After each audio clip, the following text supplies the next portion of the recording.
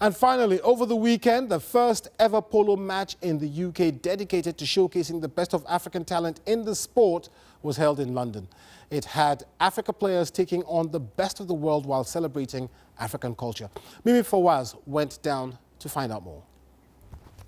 When you think about polo, you think about royalty, you think about the rich and famous, and you think about the glitz and glamour. Of course, like right here, my friend, Lightning. And we're here at the first ever Pan-African polo event with some of the top names on the continent. And we're coming here to find out, what's it all about? No polo event is complete without a little bubbly, fast cars, and a big crowd. It's a place where people come to see and be seen. Hundreds of guests attended the Lux Afrique Polo Day in London over the weekend, where it showcased the very best of African culture, from food, music, and fashion, all on display. But what's really the message behind all of this? There's lots of polo players in Nigeria, in Ghana, in South Africa, in Kenya, in Zimbabwe, Cameroon, and not a lot of people know actually that people play polo in Africa. So we decided to hold the first African Polo Day, where we bring some of these polos from Africa and then compete in a one-day event. In a sport that is seen as for the wealthy, where the vast majority on the continent can't afford to take part, is the perception that is for the elite changing.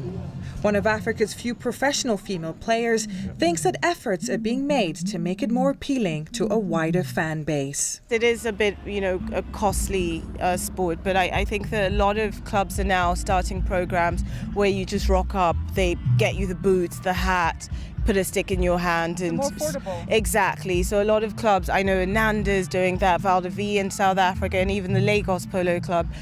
So I think that it is becoming a lot more accessible.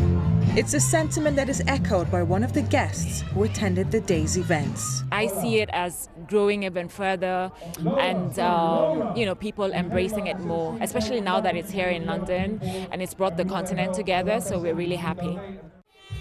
So it's been a great day at the races, showcasing the best of African culture with the food and the fashion.